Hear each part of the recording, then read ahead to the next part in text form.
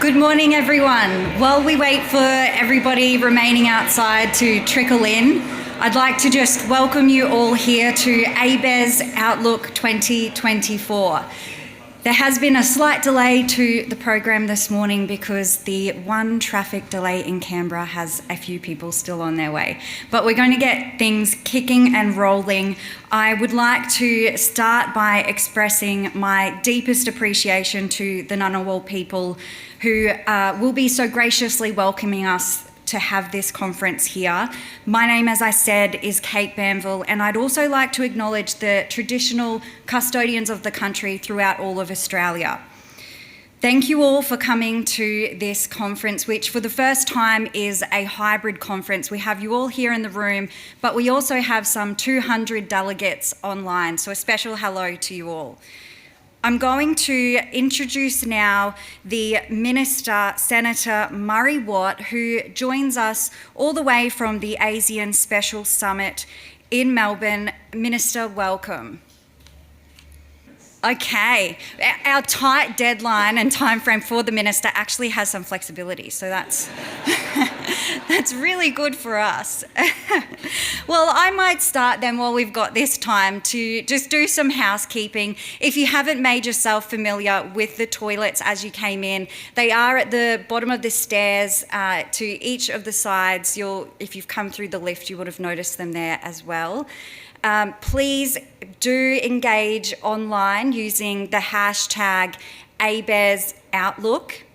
And if you haven't downloaded the app for the conference, please make sure you get in and do that now, because we would like all of the delegates to engage in the conversations throughout the next 2 days. If you're here in person, there will be an opportunity to ask your questions from the floor, but we would prefer to direct all of those questions via the app so that we can keep everything running smoothly and have those sessions on time.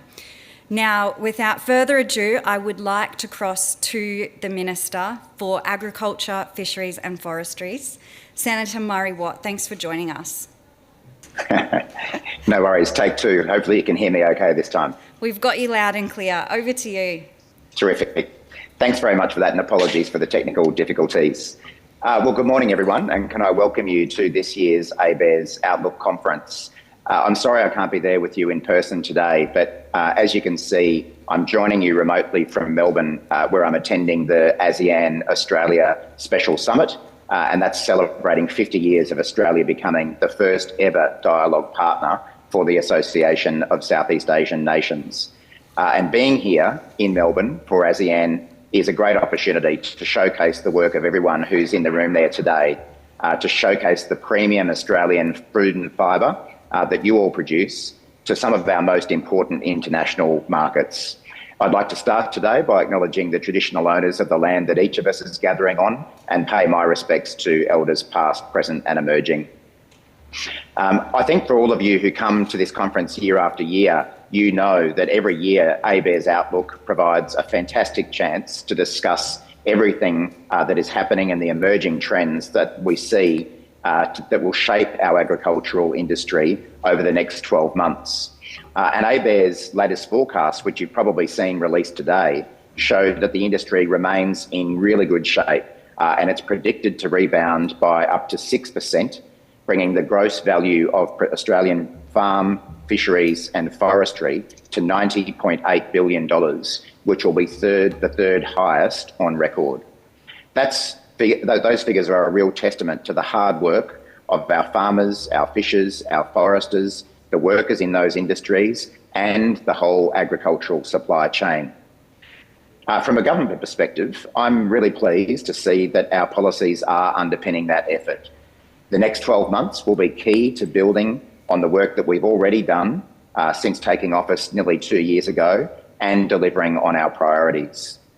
You would have heard me talk before about the 4 big priorities that I've had in this portfolio since becoming the Agriculture, Fisheries and Forestry Minister, being strengthening biosecurity, boosting the agricultural workforce, opening up new trade opportunities and improving farm sustainability.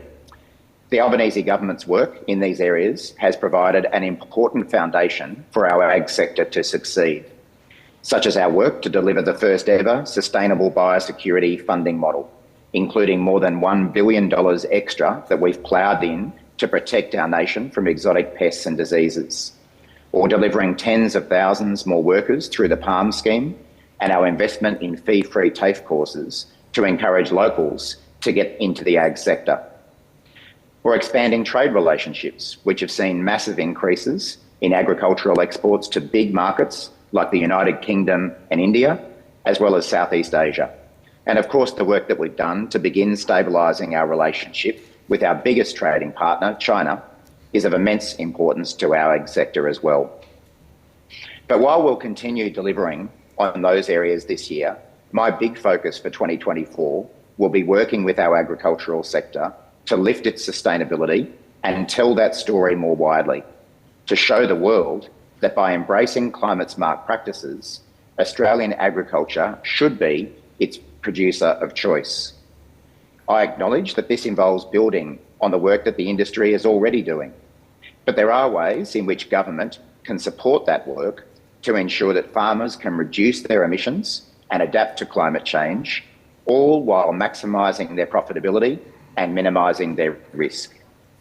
One of those ways is to ensure that the climate and carbon data that's being collected and distributed is of the highest priority. It's clear that reliable data on ag production, markets and carbon measurement is instrumental to informing smart industry decisions. ABARES has a long-established reputation for providing trusted, rigorous and objective research. And that's why our government delivered more than $38 million in funding in last year's budget to strengthen ABARES' climate data capability. I'm particularly excited by the work that ABARES is doing to build new land use modelling capacity, which includes analysis of the impact of domestic and international climate-related policies on agriculture and land use at a regional scale. All of that info will help farmers make decisions about their businesses. As well, it allows governments and industry to identify risks, opportunities and emerging issues for the sector. Having been before, I know that you'll get a lot out of Outlook 2024, and soon you'll hear about the new Ag Statistics Unit being established to support the Australian Bureau of Statistics to modernise AgriStats. But another thing that is being launched today, and I wanted to mention before finishing up, is a new joint initiative between my department and CSIRO to help support our biosecurity system. It's called the Catalysing Australia's Biosecurity, or CAB initiative. I know that everyone here today understands the need for a biosecurity system that keeps pace with today's needs and prepares for the threats of tomorrow. The CAB initiative is all about creating connections between governments, industry and the community, making the most of our R&D spend on biosecurity issues and delivering practical solutions to the emerging biosecurity threats and risks that we face at the border. We see opportunities in developments like AI, machine learning, decision support platforms, genomics, robotics, drones, remote sensing, and big data analytics, to name a few of the areas that CAB could leverage. DAF is also working on programs like the National Environmental DNA Program in partnership with the University of Canberra and the Innovation Pilots Program. And one of these pilots is Spot the robot dog, who's being trained to inspect a shipping container for biosecurity risks. This has the potential to boost biosecurity risk detection, as well as being good for safety, because Spot can go into places that humans and real dogs shouldn't. I hear Spot's at the Outlook conference today, and I've met him myself before, so hopefully you'll get a chance to see him in action. So in conclusion, I know that you'll hear much more throughout the rest of the conference, so I'll leave it there for today. I do look forward to hearing all about how the presentations go and what you've learned over today and tomorrow. Thank you for your time today. Thank you for your contribution to this vital sector in our national economy, and I hope you enjoy the rest of Outlook, and I'll get on with some trade discussions here in Melbourne. Thanks very much.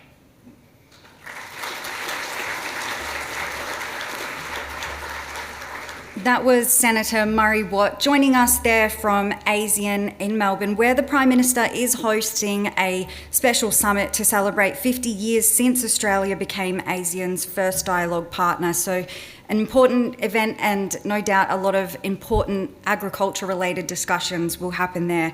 Trade, as we heard, will be a big focus. And it's a shame we didn't have the Minister for just a little bit longer, because I did have a question for him on trade, which instead I'll throw to a later panel. But now I would like to introduce Selina Walker from the Ngunnawal people to officially open this ceremony with a welcome to country.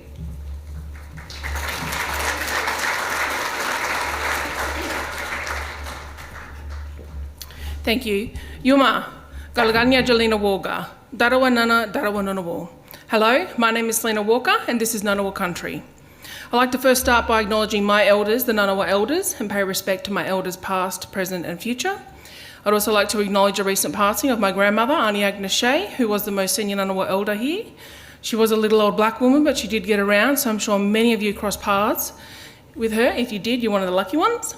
I'd also like to acknowledge any other Aboriginal and Torres Strait Islander people that are with us here this morning. Welcome my brothers, sisters, aunts and uncles. And I'd like to extend that to all of our non-Indigenous friends that have joined us. Welcome. The Ngunnawal community are the traditional custodians of Canberra and the region. You may not be aware that the Ngunnawal Nation is made up of several family groups, not just individuals who represent this country.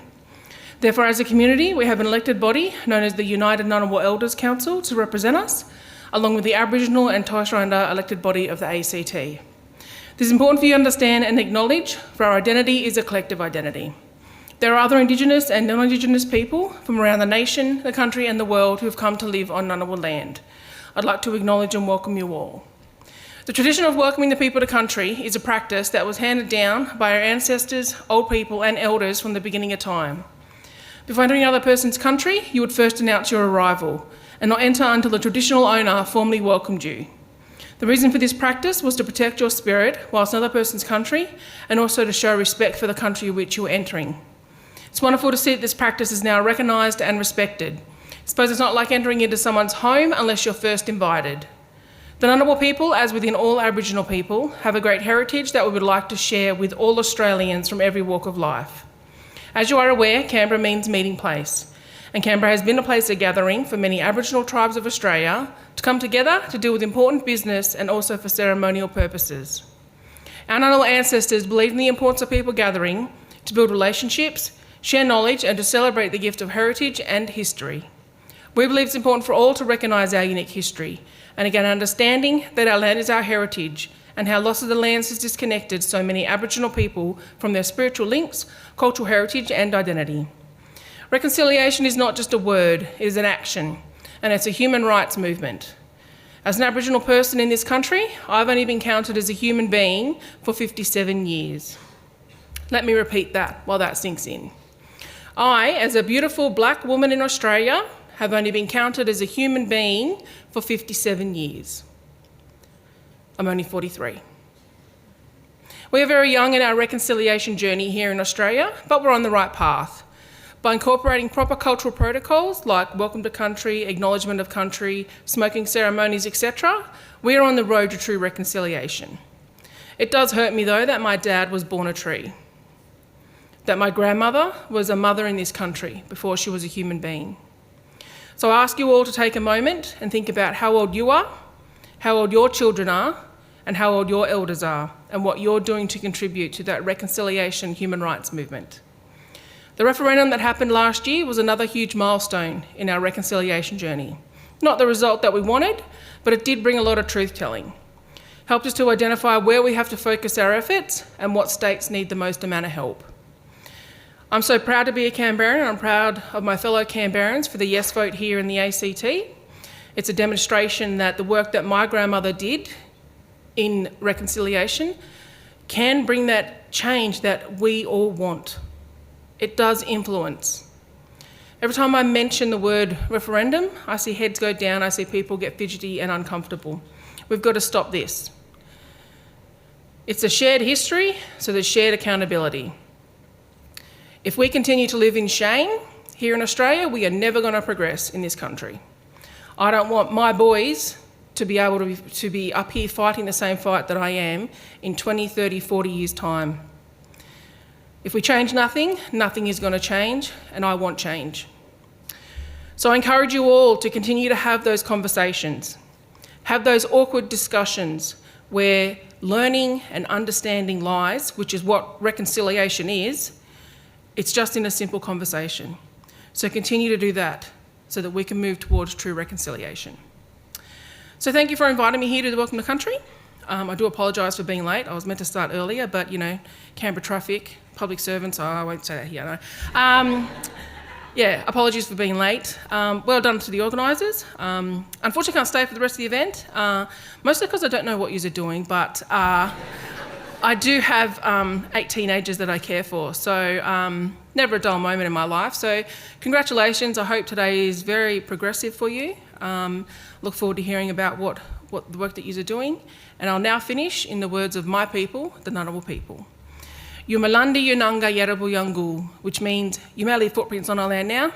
Or in other words, welcome to country. Thank you very much.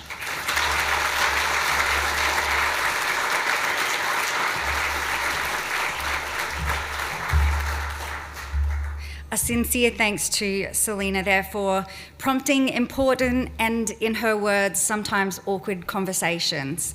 Hopefully we'll have plenty of those throughout the conference. Before we move into this next panel discussion, I will just give you that reminder again to continue the conversation on your socials using the hashtag ABES Outlook, and make sure you've downloaded that app so that you can submit your questions. To our next session, our expert speakers will each take a closer look at the current and possible future geopolitical environment to examine what it might mean for an export-oriented industry such as agriculture. I'll invite our speakers up now. We'll also learn how the current Australian and global economies are affecting agriculture, fisheries, and the forestry sectors, as well as their respective supply chains. It's an incredibly timely panel on the back of the address from the Minister, and there is plenty to cover, all of it incredibly important. So let's start by staying true to the global theme of this conference and bringing in our first speaker, Dr. Marianne Jansen, who will join us all the way from France, hopefully.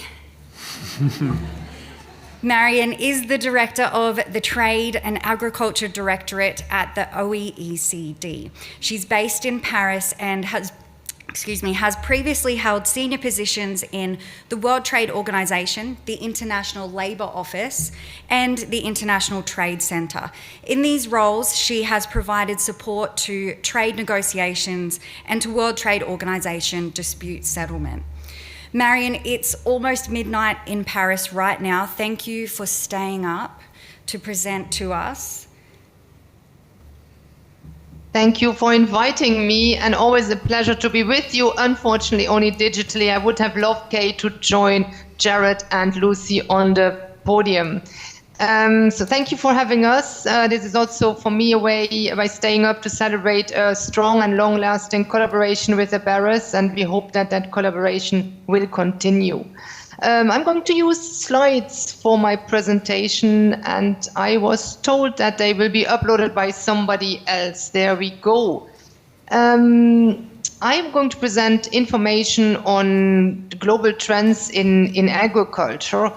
I will look at how these trends are, whether they are on track to meet global challenges. The challenges I will present as what we call the triple challenge. You will see that in the next slide. The triple challenge of meeting, of ensuring global food security for a growing world population, of doing this in a way that is environmentally sustainable, and also in a way that ensures incomes and decent living for those working along the food supply chain. These three challenges together is something that the agricultural sector has to meet. And I would like to highlight here at this point that the agricultural sector is one of the few sectors, maybe the only one, that is meant to meet two challenges of the Sustainable Development Goals. It's meant to contribute to the targets for greenhouse gas emissions and to the target of meeting the zero hunger goal. So that's a big burden, a heavy responsibility on the shoulder of the agricultural sector. Let's turn then to the next slide. I will start by speaking about one of the three challenges, the one on food and nutrition security. Next slide, please. Here what we see is that unfortunately we have in recent years witnessed a reversal of the trend that we were seeing before. Undernourishment was going down in terms of number of undernourished people, but has very much driven by the COVID-19 crisis now increased again. So this is bad news. Next slide. What we are also observing, and this is something we hadn't really expected, we had originally always expected that if countries grow, if production grows and consumption grows, that we would also see the diet composition converge. So when you look at the left of this slide, you will see that we expect more or less at the world average around 1/2 of the diet to be composed of staple crops. Now, what we do see, if you go to the right of this chart, that this is not at all the case in the developing world. We see in regions like sub-Saharan Africa and in South and Southeast Asia, staple crops representing rather 2/3 of the diet. So that's very different from, for instance, a region like Northern America, where it's less than 20% of the diet that is composed of staples, and meat plays a much more important role. Next slide, please. As a result, the origin of proteins in the consumption of people is also very different across regions, and we continue to see that the majority of proteins in low-income countries and also in low-middle-income countries comes from staple crops, and there's not many proteins coming from meat or from dairy, whereas meat and dairy are very important sources of proteins in high-income countries. This is the case now, and we expect that this continues to be the case in the future, in the coming 10 years. So I've been giving you some indications about what we expect to happen in food security. Next slide, please. We will now look at what we expect to happen for environmental sustainability. Let me check where you are. Here, you have to keep in mind that what happens to the environmental footprint of agriculture, and as I mentioned before, we'll focus on greenhouse gas emissions. What will happen to the environmental footprint of agriculture will depend on to which extent production increases and to which extent that production is intensive in greenhouse gas emissions or not. Now, what you see in the slide that you have in front of you is that we continue to see the main productive production growth. Well, first, we expect production to grow. That is good. It needs to grow because we need to feed more and more people. We see the most important production growth in low and middle income countries. So that is above all the case in a country like India. We also expect important growth in sub-Saharan Africa, which is very good, and also in the Near East and North Africa. Very important, next slide, please. We expect crop production to be driven, so the production increase to be driven rather by productivity improvements than the expansion of land use. Why is this important? Because a change in land use, so using more land for crop production, is one of the most important drivers of greenhouse gas emissions. So if we increase production by increasing productivity rather than using more land, that's good news for greenhouse gas emissions. Now, what this chart in front of you shows is that the yellow bars, so the growth in yields, will in the next 10 years, so in 23 to 32, be more important in all regions than the green bar. Green bar being the growth in land use. We even see regions, that's the case in Northeast and in the Near East and in North Africa, that's a region where we expect land use to go down. So that's good news for greenhouse gas emissions in agriculture. Nevertheless, and that's what we see on the next slide, we see production going up. We expect, however, there also to be growth in greenhouse gas emissions. Growth in greenhouse gas emissions will be less than growth in production, so we expect the intensity of greenhouse gas emissions of production to go down, but not enough, and actually not in a negative, not enough for the greenhouse gas emissions from agricultural production to go down. And that's what we would need to achieve in order to meet the objectives of the Paris Declaration. Next slide. On the next slide, we see that the biggest source of direct greenhouse gas emission continues to be ruminants.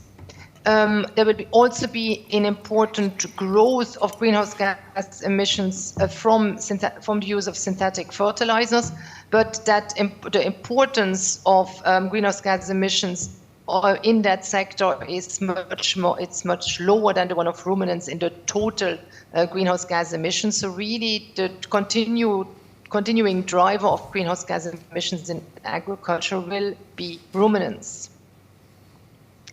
So what this means, and we show this in the next slide, is that whilst we're doing pretty well in terms of improving our greenhouse gas intensity in the agricultural sector, we as a global community, it is not enough. And the challenge that we have in front of us is actually huge. I mentioned at the beginning of my intervention that the agricultural sector is expected to contribute to 2 Sustainable Development Goals: zero hunger and a reduction in greenhouse gas emissions from agriculture. So we simulated at OECD how much productivity would have to grow, how much do we have to produce more with less, in order to meet both, feed more people, zero hunger, and reduce the greenhouse gas emissions from agriculture. And we calculated that productivity growth would have to be 28% in the next 10 years. That's composed by 24% in crop yield and 31% in global animal productivity increase. Those 28%, that represents a tripling of the productivity growth of 10 years ago. And frankly speaking, that tripling is pretty much impossible to achieve. We nevertheless published this number to signal to the global community, and not only the agricultural community, to the policy community at large, that the agricultural sector really has a formidable challenge to meet, and that the sector requires the attention of policymakers in general and requires the support to meet this challenge. Before I go back to what would be needed to meet the challenges, let me go back to this third challenge that I haven't mentioned yet. That's the one of increasing livelihoods. Next slide.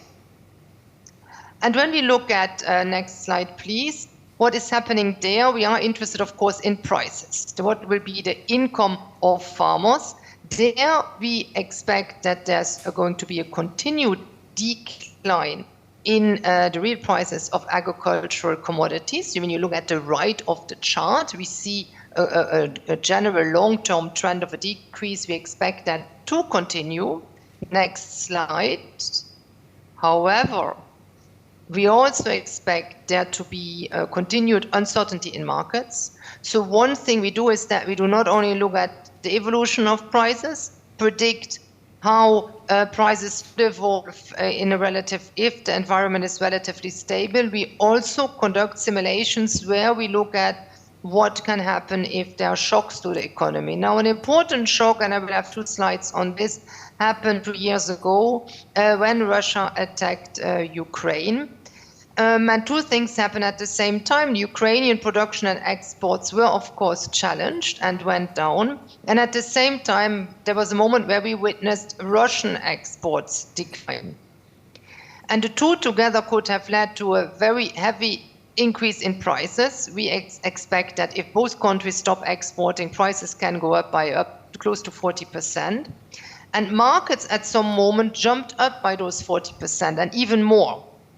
And one of the things that we did at the time is to signal, wait a moment, there's only one of the two countries that is forced to stop exporting, that's the Ukraine, whereas Russia is deciding to export, not to export, it was imposing export restrictions. These are two very different policy situations, and it was therefore important for the global community to signal to Russia that in order to calm markets, it's important to stop restricting its exports.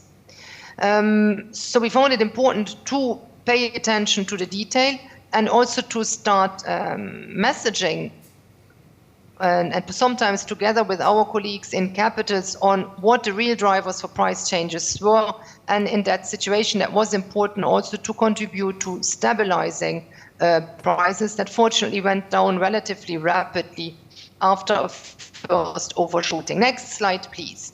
Unfortunately, that situation, the Russian aggression against Ukraine, also made the world very sensitive to the fact that agricultural prices depend a lot on energy prices and a lot on fertilizer prices, and fertilizer prices depend on energy prices, and Russia was not only an exporter of agricultural commodities, it's also an important exporter of natural gas, crude oil, and of fertilizers, in particular urea and potassium. So we saw in the aftermath of the Russian aggression against Ukraine also huge jumps in energy prices and in fertilizer prices.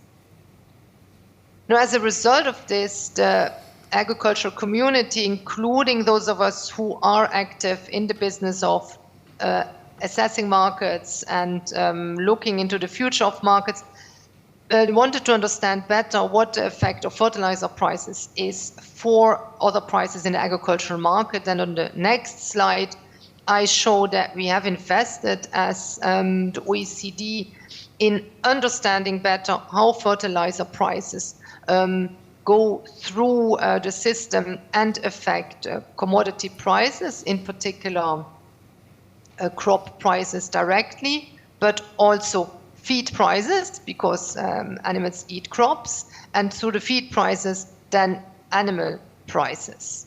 So the prices of animal products. So this model will allow us in the future, because we have built in this system to better understand how instability in fertilizer markets or instability in energy markets through fertilizer markets then will affect crop prices, feed prices, and the prices of animal products. And that we consider an important aspect of that we need to better understand. So now I've told you about the three challenges. Where do we stand in terms of production and feeding the world? Where do we stand in terms of environmental sustainability? And where do we stand in terms of the prices of products produced by the agricultural sector, and also prices of inputs and how that affects livelihoods? Let me finish by a few slides on agricultural trade. Next slide, please. In agricultural trade, we expect trade to continue to play an important role for global food security. We do not expect major changes in patterns here. We expect also in the coming decade that trade more or less 20% of the calories we consume will be traded, but that percentage is much more important in some regions than in others. Northern America is less dependent on trade for its food consumption, but the Near East and Northern Africa imports close to 70% of the calories it consumes. And in developed East and East Asia, that percentage is also above 20%, and that's also the case in Sub-Saharan Africa. So trade continues to be important, and therefore it's important for global food security to keep markets open. Next slide. We do also not expect major changes in who are the net exporters of agricultural goods, and Australia is one of them, and who are the net importers. So you will see Brazil, the United States as continue to be top net exporters, and we expect in particular China, to continue to be a top net importer, but a major global importer, basically, in the current situation. However, we expect China, that net export level to go a bit down, partly because of increased production in China, because of population decreases in China, but also because China has now come over this big increase in net imports that followed the swine flu situation, the swine flu crisis. My concluding slide then is a slide that highlights that when we look at our three challenges, we are unfortunately in a situation where the number of undernourished people has increased. It's something that we have as a community, as a global community, we should try to address. We do continue to see an increase in direct greenhouse gas emissions from agriculture, notwithstanding important improvements in the intensity of greenhouse gas emissions per level of production. More needs to be done in that area. And more needs to be done, more needs to be invested, more needs to be produced, more has to be done to become more environmentally friendly in a context of instability in prices that we have seen in recent years, and in a context of higher input costs, especially for energy and fertilizers. So when you ask me about what the combination of the triple challenge for global food systems looks like, unfortunately, in the past 2 years, that global food system has been under increased stress. Further efforts, therefore, have to go in the direction of increasing global productivity further. We need a significant increase in productivity in agriculture that can notably be achieved by increased technology transfer to the regions with lower productivity right now, mainly in the developing world. We need to invest even more in reducing the environmental footprint of agriculture, and we need to keep markets open and to ensure that we maintain strong and reliable rules for international agricultural trade. I thank you for your attention.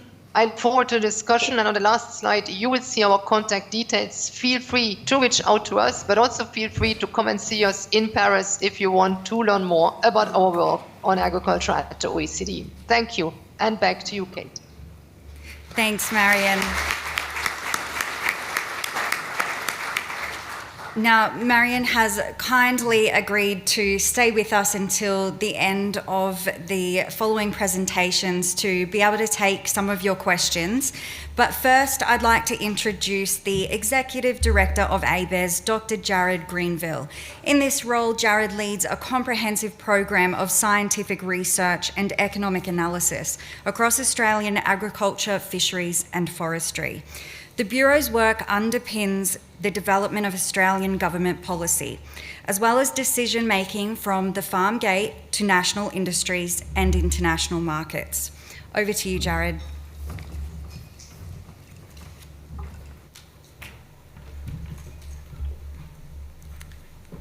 Thank you, Kate. And to start off, good morning, everyone. Welcome to Outlook 2024. We're really excited to have you all here. New venue, new format. We're coming to you hybrid. We've picked up a number of different things that has been suggested over the years. So we're also really keen to hear how it went. So don't forget to give us feedback at the end. So we've just had a really interesting talk and a thought-provoking and some challenges thrown from Marion about the international challenges that the sector is going to face over the next few years. And next we're going to hear some of the details of what's going on in our domestic economy.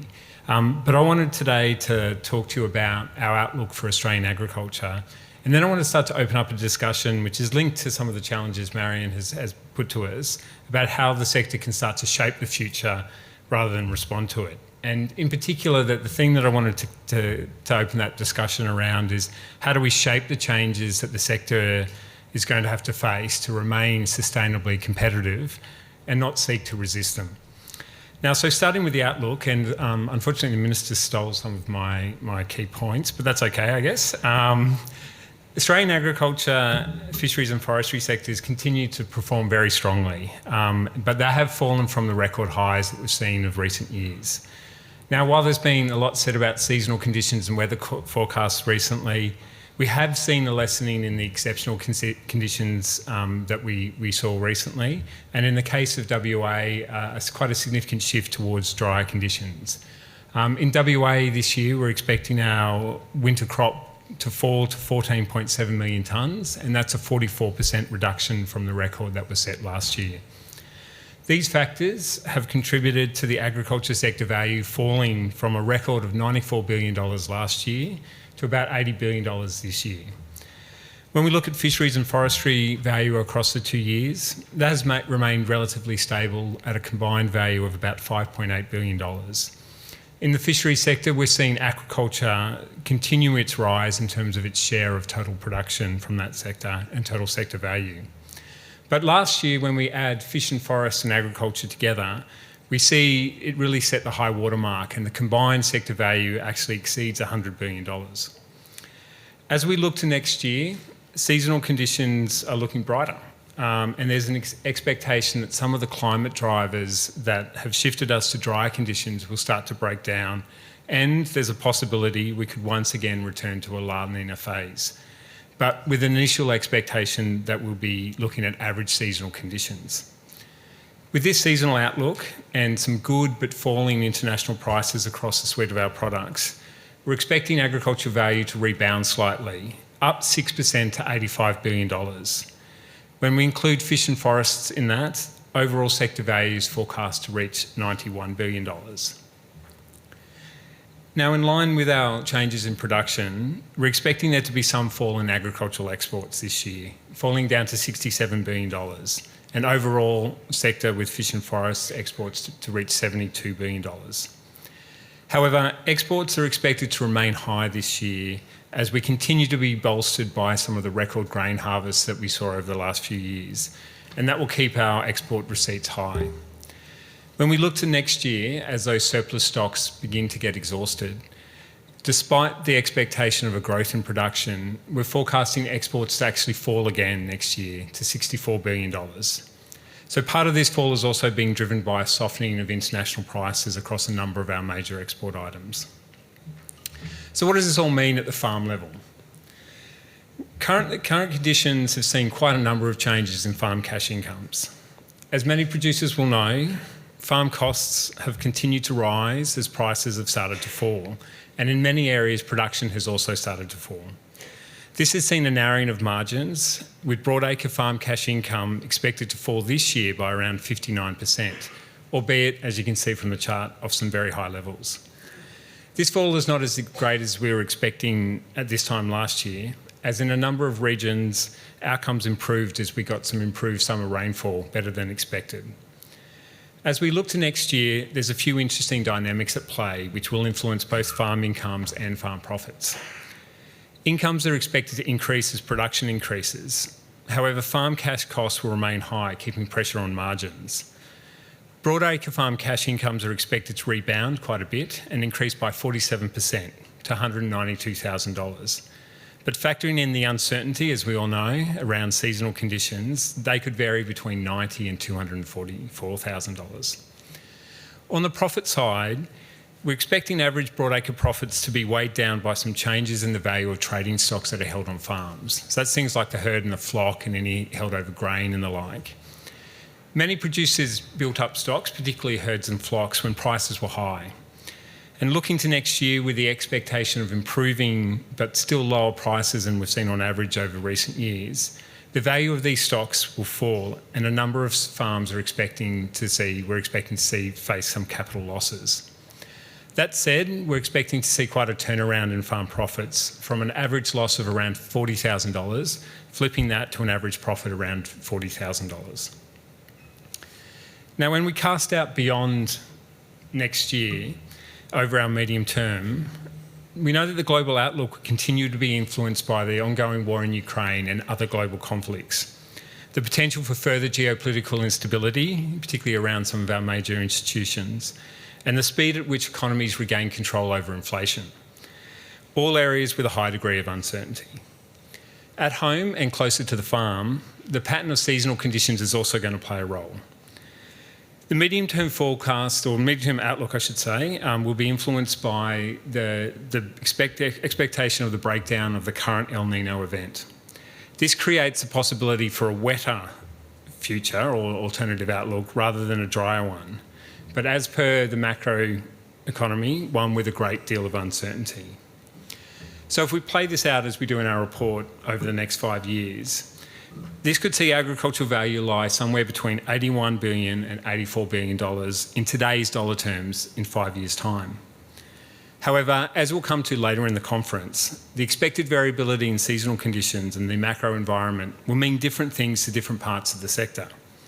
In particular, the timing of seasonal conditions over the medium term will influence the building up or reduction of the national herd and flock, which will have subsequent flow-on effects to production and exports. For cropping, the outcomes between years seem less interdependent. And as we've seen recently, producers have been able to take advantage and capitalise on good conditions when they occur, even if they follow some pretty poor conditions. Our medium-term projections also show that for agriculture, given the right conditions and response from the sector, $100 billion might be in sight if we play it right. But that might not be all that we need. What is important is how we in government set up the sector to change rather than just respond to it. Now, it's often easier to resist change, that's human nature, we all do it. But what's more important is to make sure that it happens well. So we cannot also forget that change has been a key driver of our sector's past success. And driving the change that will help the sector grow or remain competitive and sustainably competitive is what the real challenge is that faces us ahead. And that will help respond to some of the global challenges that Marion has detailed for us. So to start this conversation, I wanted to just go back in history for a little bit, if you indulge me. And it's worth recalling that not that long ago, our sector was fairly highly protected, just like farmers in Europe and elsewhere. The OECD usefully produces this thing called the Producer Support Estimate. And that's a measure of how much of farm incomes are derived from things like tariff protections, from government subsidies, or from other market interventions. And so for Australia back in 1986, when we started measuring these things, it stood at 13%. Now, to put that into context today, the Europe's Producer Support Estimate is 15%, the US is at 7%, and China is also at 13%, as we were not that long ago.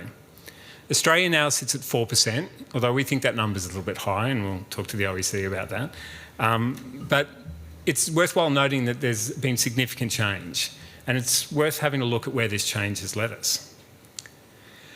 So change has delivered strong productivity growth. So we see a period of quite significant reform between the 1980s and 2000s that saw productivity growth sit around 2.2%. Now, that was well in excess of what the market average was at the time and quite enviable when we look across a number of other sectors in the economy. This productivity growth and the farm consolidation that occurred, along with a greater responsiveness to both market and consumer demand, has increased the total income generated by farmers. So this slide behind me shows total broadacre farm cash income, which has grown by 3.5% in real terms per annum, despite the number of farms falling from close to 120,000 to just under 88,000. The other aspect of this is being open to other markets and being able to navigate these markets has also contributed to the sector's strong sustainability credentials. Now, we did a report last year which detailed a range of these, but what we've seen is that playing with responses to market, but also the role that regulatory changes have played, particularly regulatory changes related to environmental performance. And one to call out in particular has been stricter laws around land clearing, which has really reduced that aspect of additional land that Marion was talking about. Now, while unpopular in some areas, these and the changes to how governments have intervened in Australian agriculture has left us in quite an enviable position when it comes to our sustainability credentials. We could add water reform into this mix as well.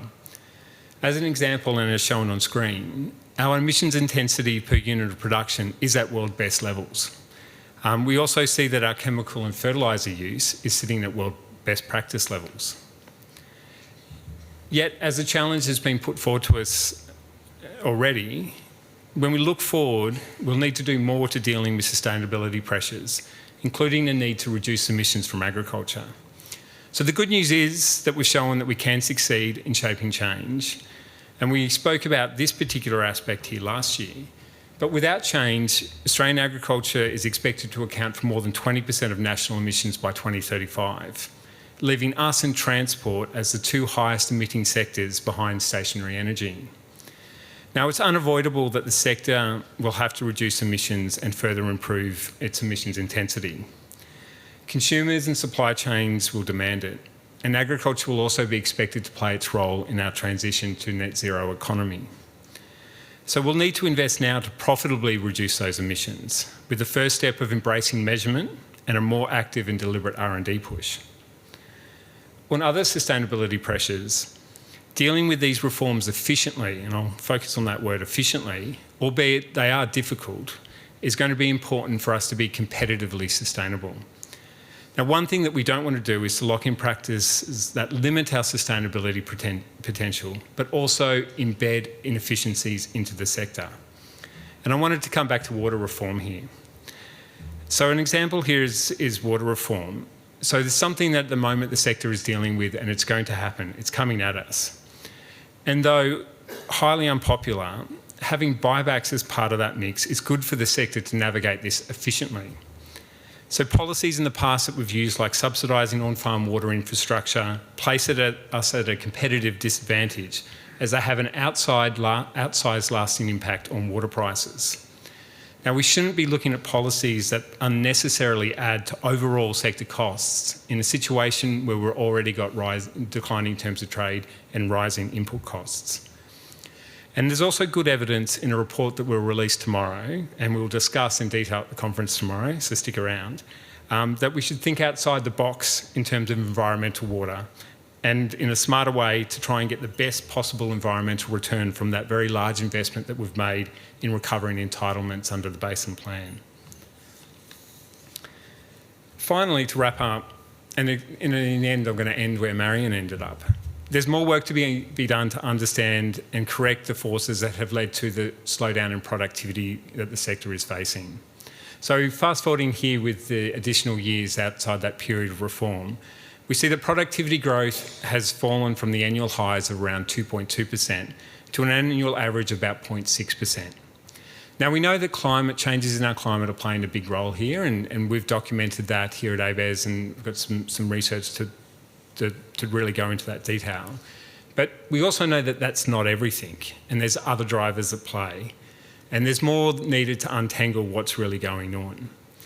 So as we see cost pressures once again start to rise, and the farmer terms of trade has deteriorated by about 16% over the last couple of years, since 2020, we really need to think about productivity again and how to deal with that.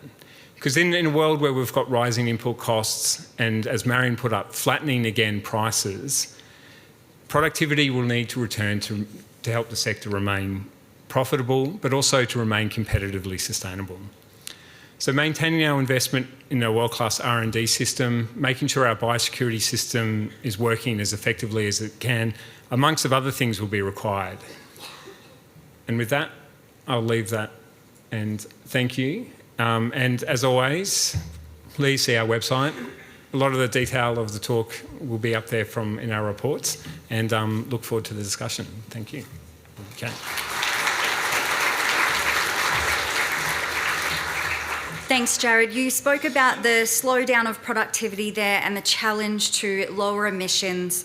The focus needs to be on change, as you say, as opposed to responding. It's a great segue now to our next speaker, who is what I'd like to refer to as an expert in the language of numbers. As the chief economist for the Westpac Banking Group, Dr. Lucy Ellis is an expert in crunching the numbers and translating them into trends which tell a far bigger story. Lucy left the Reserve Bank of Australia in October 2023, where she spent a number of years as the Assistant Governor of Economics. I think we can all do the simple maths on those dates, that it would have been an unrelenting job at that time during the pandemic, which makes you exceptionally qualified for this next presentation. Thanks, Lucy.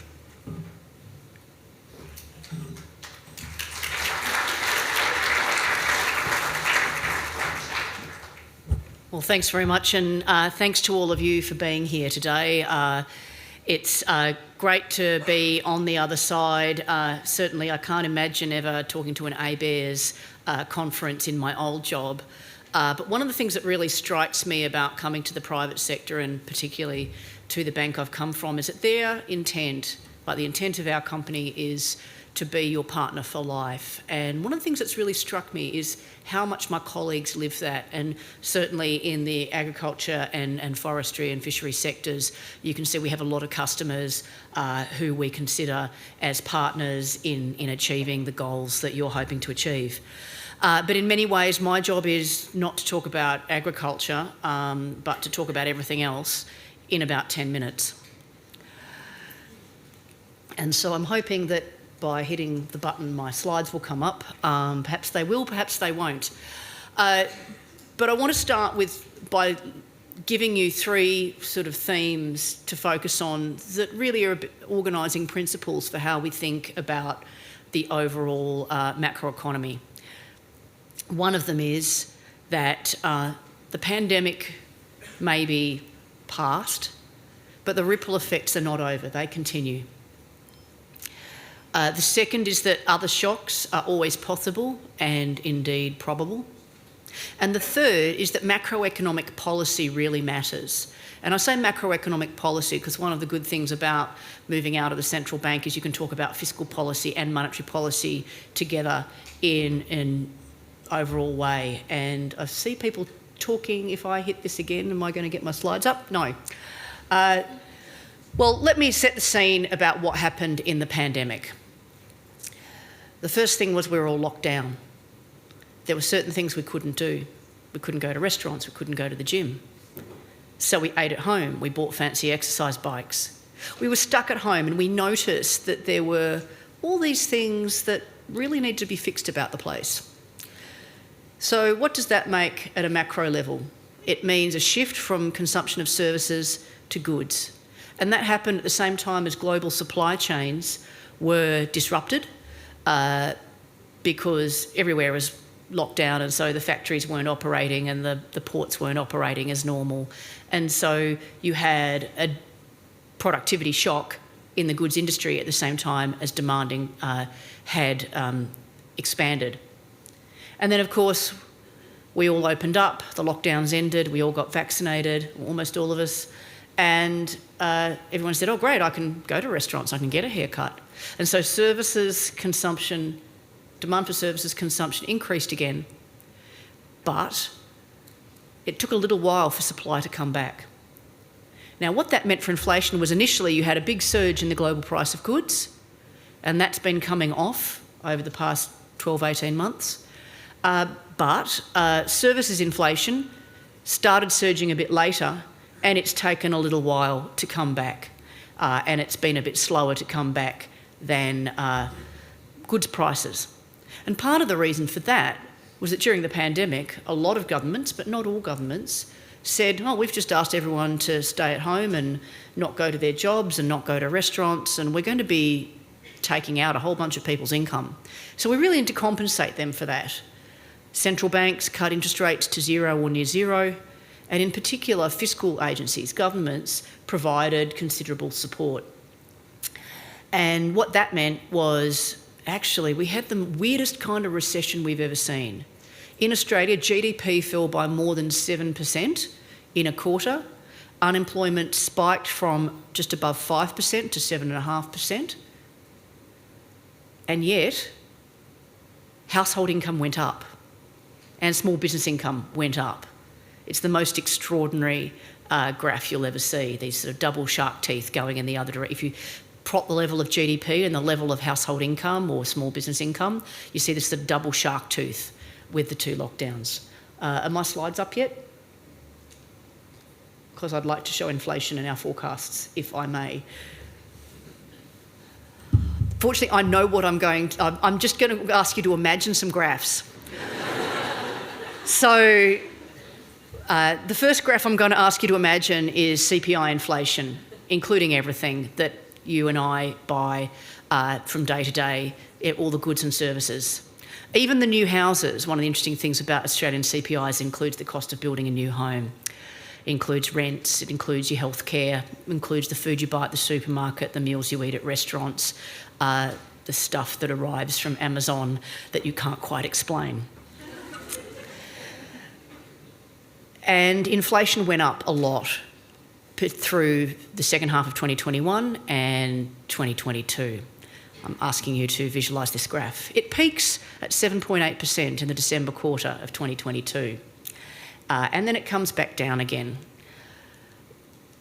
Over the year to December quarter 2023, it was at 4.1%, and that was actually a little bit less than what we were anticipating a few months before that. And it was quite a good quarter percentage point below what the Reserve Bank was expecting. So inflation has been coming down, but it's still quite a way above what the RBA expects as it's wanting to achieve. It has a 2 to 3% inflation target, and it thinks that because most of the rest of the decline in inflation is on the services side, it's hoping for that to happen, that it will be back inside the 2 to 3% band by the end of next year. We also expect that at Westpac Economics. And then to be around the middle of the band, the midpoint is 2.5%, which is their main target. They're hoping for that to be around mid-2026. Now, this is an uncomfortable situation because if you've got a 2 to 3% target and you've been above it, actually, by the time they get back, they will have been above it for 4 years. And so one of their concerns is that inflation expectations, people just get used to having high inflation. And that's an uncomfortable situation. How are we going with the graphs? Yeah, I emailed them to you. I emailed them to the organisers. I'm going to ask you to imagine some graphs. It's on my phone, I can re-forward it, but then I'd have to run over there and it's a little bit late. No one let me know that you hadn't received them. So I'm going to talk to you a little bit about some of those themes. So there's a ripple effect from COVID that's still going on. We still have high inflation. That's still taking time to come down. And then some other things happened. We closed the borders for 2 years. So population growth went to pretty much zero. Very close to zero. Net overseas migration went negative. There's still babies being born, but net population growth was very close to zero. That compares with the pre-pandemic trend of about 1.6%. And that was sort of odd. And rents on housing did come down a bit, but people also used it as an opportunity to spread out. So we saw a decline in average household size. We don't know how much of that was people just looking around at their 5 flatmates and saying, oh, and I don't really want to be locked down with you again, I want to be locked down with the one I love.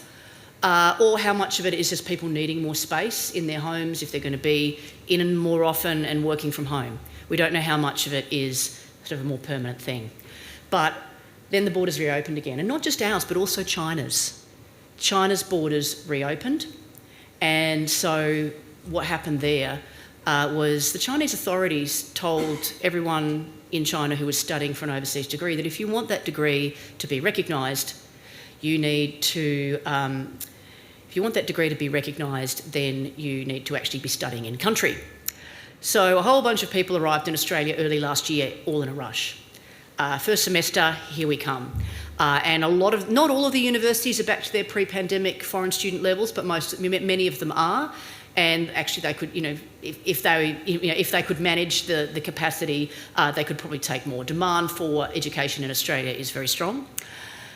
And so that's more population, and population growth after trending around sort of 1.5%, 1.5%, 1.6% pre-pandemic, suddenly went up to 2.5%, 2.75%. Very rapid growth, and you see that in rents. Rent growth has increased a lot, and it's partly because you didn't really get the benefit on vacancy rates from the decline in population growth because everyone's spread out. And of course, it's kind of more comfortable to spread out than to crowd back in again. So it's going to take a while for that to unwind. But here, this is a really important theme, that the ripple effects from COVID are not over. They are still working their way through, and we are not yet at normal, whatever post-pandemic normal is, and it is a mistake to assume that we are. Of course, among the other things that have happened is policy had been very expansionary during COVID. When those emergency levels of support were no longer needed, they were withdrawn quite quickly. Interest rates went up by more than 4 percentage points. Fiscal policy contracted quite a way, and that has actually been quite contractionary for the economy. Now, that was also needed because we had inflation and we needed to get that down. But it's been a real squeeze on the household sector. The household sector in Australia is facing a triple squeeze. Inflation, even though unemployment is low, plenty of jobs around, plenty of hours available, labour income is actually very strong. What you're seeing is that strong labour income is being more than offset by this triple squeeze. Firstly, high inflation, taking out real purchasing power. Secondly, bracket creep. As your incomes rise, tax brackets are fixed, and so you end up paying more tax. The share of household income going to income tax at the moment is the highest it's been in the entire history of the national account since 1959. It's rocketed up in the last year or so. And that's because we don't have indexed tax brackets. You go to the US, you go to Canada, where the tax brackets are indexed to CPI, they're not feeling it. They're still spending. In Australia, the household sector's getting squeezed by that. And the really interesting thing that a lot of people don't realise, and I can now say a little bit more explicitly than I could in my old job, is that the tax drag is actually sucking more purchasing power out of the household sector than the effect of high interest rates on net interest payments. So households pay net interest. That's a drag from their incomes, and the increase in net interest payments, because interest rates are higher, has actually reduced household income by a smaller amount than we saw. A smaller amount than we saw with the tax effect.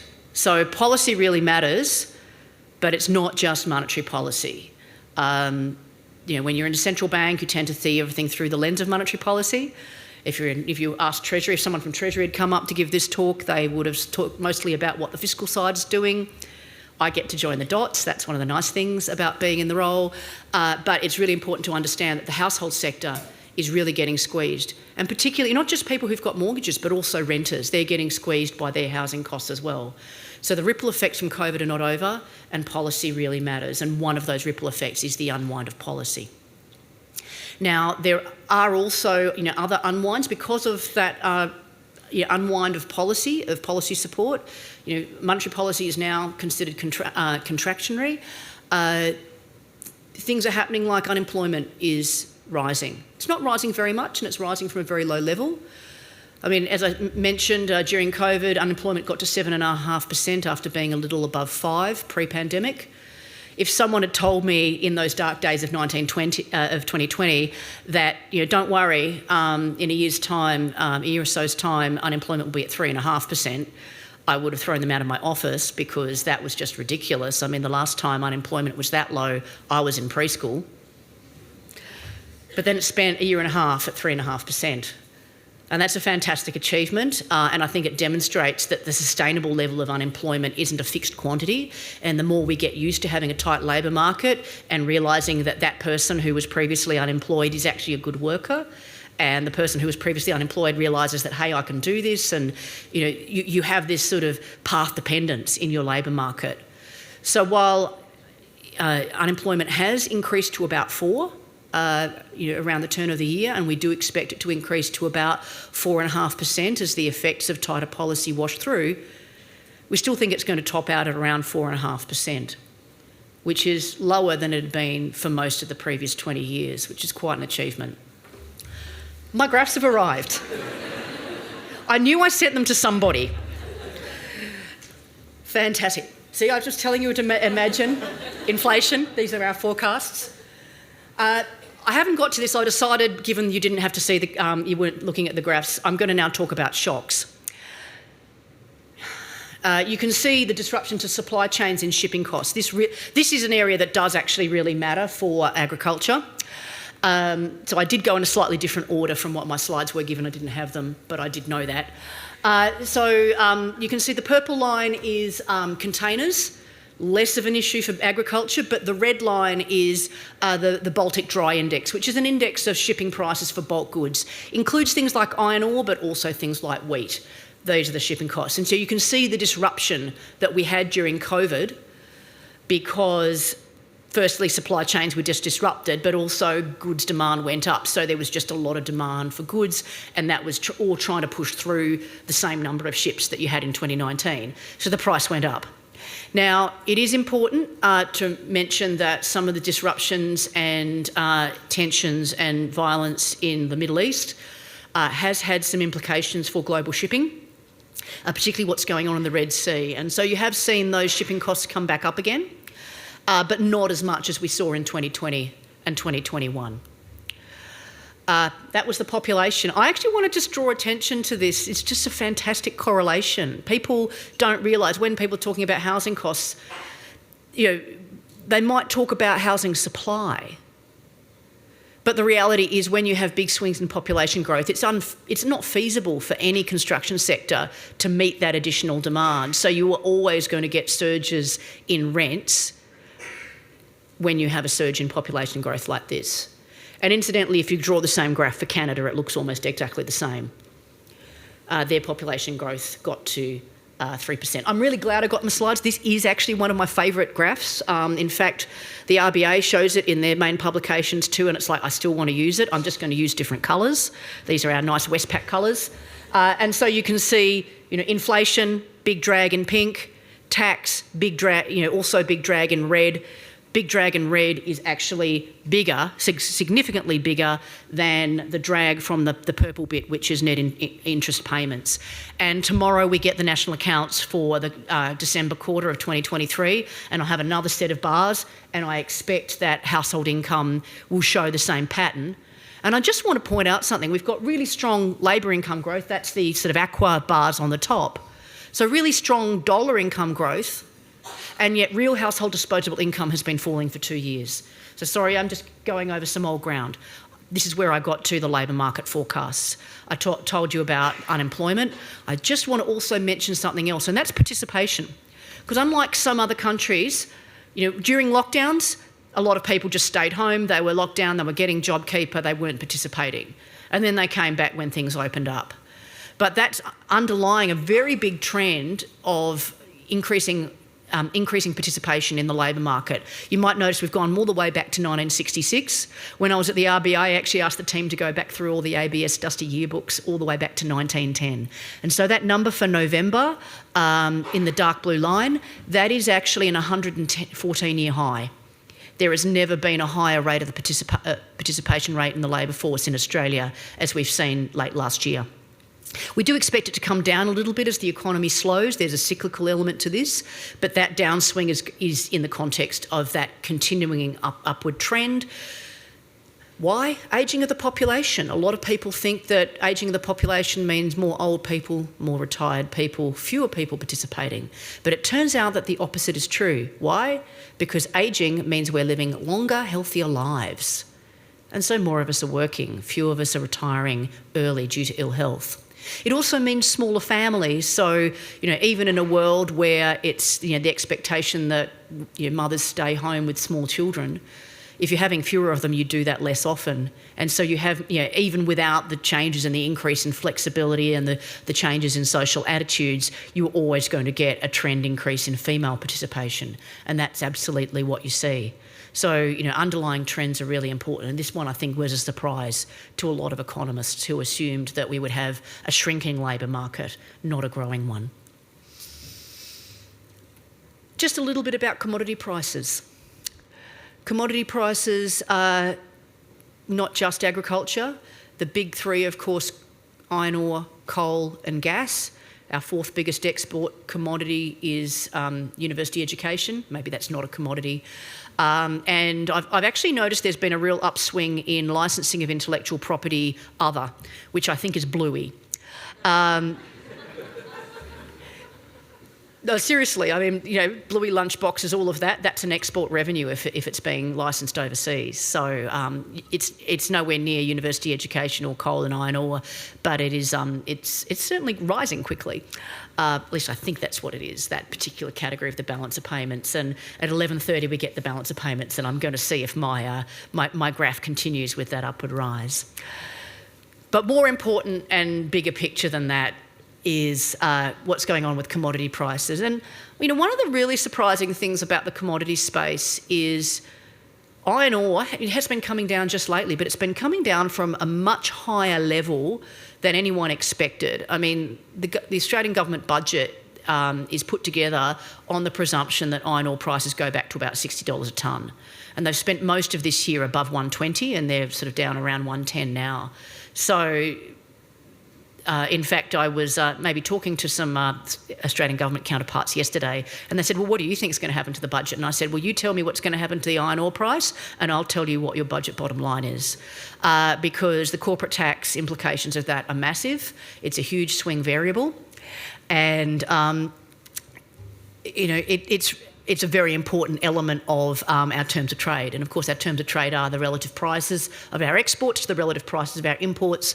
And that has been extremely high for a very long time relative to our history. And that's a huge income free kick. My slogan here, commodity prices still supporting national incomes.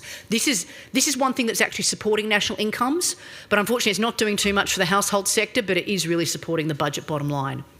And you can see this here in the red line. Last year, the Australian federal government ran a surplus. We think it's, although they're not predicting it with MyEFO, they're already well ahead of their MyEFO projections even just 1 month later. So, we think there's another surplus in the bag for the current financial year. That's not what they're saying, that's what Westpac Economics is saying. And I just want to contrast that with the situation in the United States. I already mentioned before that, the US household sector, enjoys CPI index tax brackets. So it's not feeling the tax drag that the Australian household sector is feeling. They also mostly have fixed interest rates on their mortgages, so they're not feeling monetary policy directly. The main area they're feeling is they're not moving house, because that would mean getting a new mortgage at a higher rate. They're not building new homes. There are ways that monetary policy goes through in the US, but it's very different to the way it works here. But the other thing that's really different, and remember that slogan, policy really matters? Policy really matters. The US government is running a deficit of 6% of GDP, despite the fact that their economy is very strong. It's one of the strongest in the OECD at the moment in terms of GDP growth. Their unemployment rate is low, people are spending. Things are going really well, but the combination of their sort of underlying budget dynamics plus the Inflation Reduction Act, all the subsidies that they're giving to investment in the green transition, that's all spending, and also they're not reaping in the extra taxes the way Australia is. They don't have iron ore miners paying corporate tax the way we have in Australia. And so you're just seeing a very different budget dynamic. And I have to admit, I don't quite know how this plays out, because, it doesn't matter who wins in November.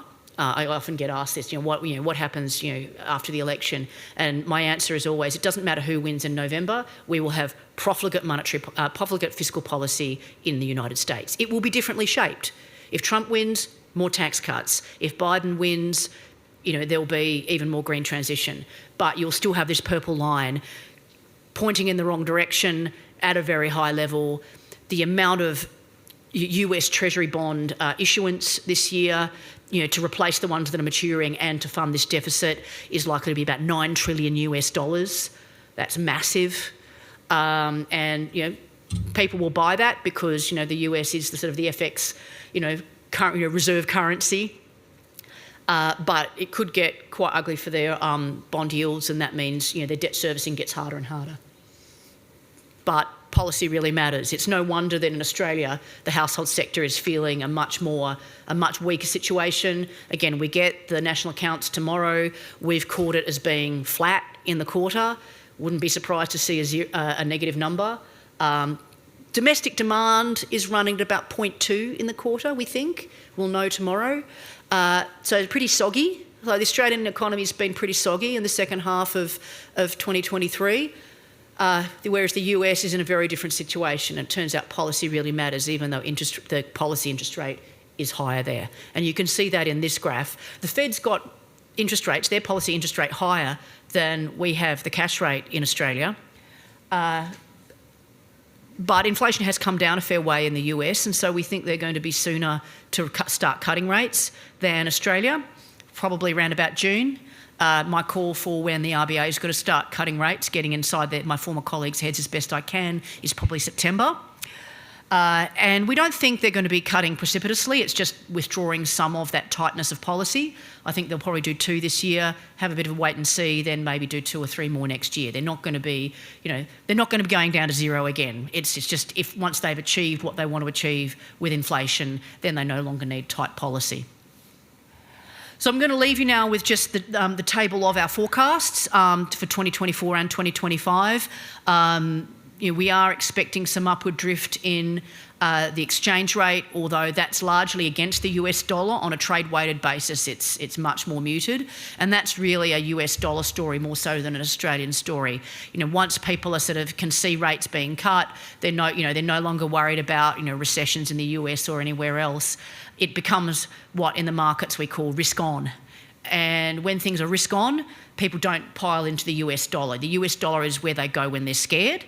And once their risk appetite increases, they tend to look for other things to do with their money. And that means you tend to see a bit of a flow out of the US dollar and into other currencies. So that would be a positive for the bilateral exchange rate. There's so much more to talk about, but I'm conscious that I have talked to you with no notes and for part of it no graphs for quite a period of time. So I'm very happy to take your questions, and I thank you very much for listening today and for your support. Thank you.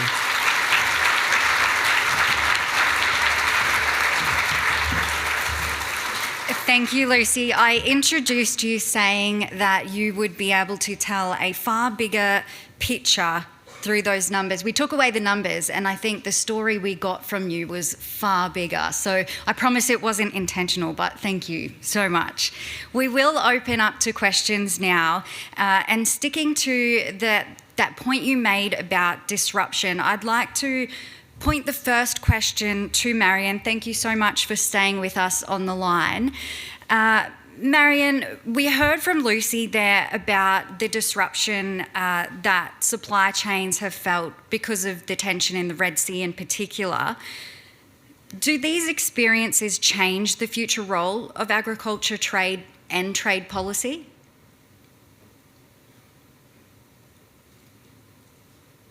Thanks, Kate, for that question. And Lucy, I see the slides very small in any case, so for me it was even better that they were not there. I have to listen to what you were telling. Very interesting, your presentation.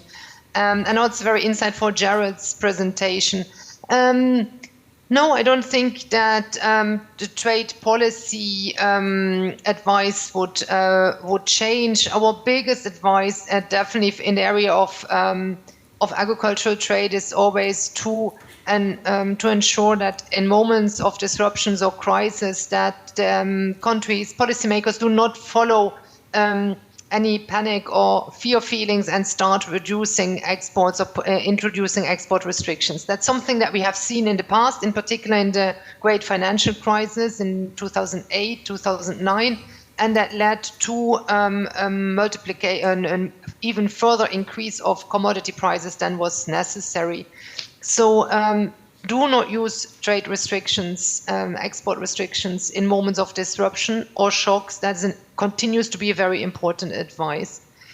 We continue as an international community to invest in transparency of agricultural markets. The agricultural market information system was introduced. AMIS was introduced after the great financial crisis. It's a number of international agencies collaborating in putting at the disposal of the global community information on what are harvests looking like across the globe, who holds which stocks, what is being traded, what are the prices. And this transparency mechanism is meant to ensure that when a disruption happens, that everybody can see where commodities are available, where maybe products can come from and where imports can come from. We have expanded activity around AMIS into the fertilizer sector. as a result of the Russian aggression against Ukraine. So no export restrictions. Continue to invest in transparency. Maybe one thing we have been learning from the Red Sea crisis and Black Sea crisis is that, unfortunately, when it comes to bulk products, logistics do not easily adjust. Bulk products like agricultural commodities are not something that you can put from a ship on a plane. Many other products you can do this, maybe at an additional cost, but you're not going to do that for bulk products. And when you have, as you've seen in Ukraine, if you need to change from shipping to rail, that requires investments, and it's not something you can easily do. So if there's one advice that is maybe more prominent now than it has been in the past, is ensure as companies, but also as countries, that you have diversified portfolios in terms of just import sources and export markets. That will make it easier to adjust when shocks happen. So maybe more attention to diversification, but definitely the old advice, no export restrictions, and invest in transparency, those advices remain very valid, even more so than before. Thanks, Marion. I'd like to bring you in, Jared, just on the back of Marion's comment there. If we point to the Red Sea and just one example, recent example for Australia, where we had livestock turned back, that not only caused biosecurity challenges as well as potential policy challenges, but the cost for those exporters as well. That ship has since sailed again on a different route, which again is an additional cost. Are we going to see more of this? I mean, certainly those ongoing conflicts, and particularly on major trade routes, always a worry for Australia as a very trade-exposed country, and we send a lot of product overseas, more than 70% of what we produce.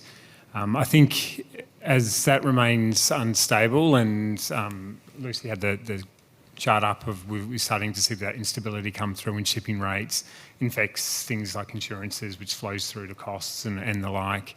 We'll continue to, I guess, face that higher cost until, and there doesn't seem to be an immediate resolution at play in that situation. So even if we do get a bit of a calming down, I suspect that there is going to be a change in the risk environment that exists, which will keep costs at an inflated level. Thanks. And over to you, Lucy, now. You did answer part of the question that I was going to put to you about the US election. They are our largest foreign investor and the strongest strategic partner. So what implications might we see on the back of that potential change of government and fiscal policy? Well, the fiscal policy will just, the overall impetus to global demand won't be that different. So that has implications for the interest rate structure.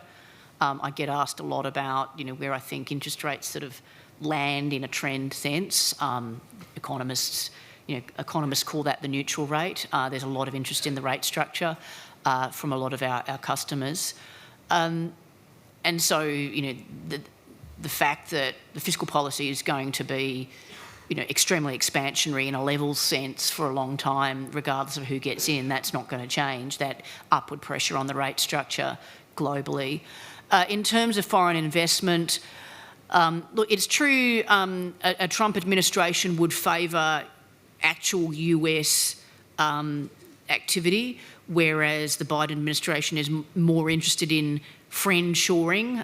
So it's around disentangling oneself from China in a geopolitical and, in terms of high-tech manufacture. You look at the kind of trade restrictions the Biden administration is putting on, and it's things like, particular kinds of microchips, particular kinds of technologies, not just we don't like stuff coming from somewhere that's not the US, whereas, the previous Trump administration was explicitly mercantilist and was all about reshoring. I'd rather be Australia than Mexico in that situation.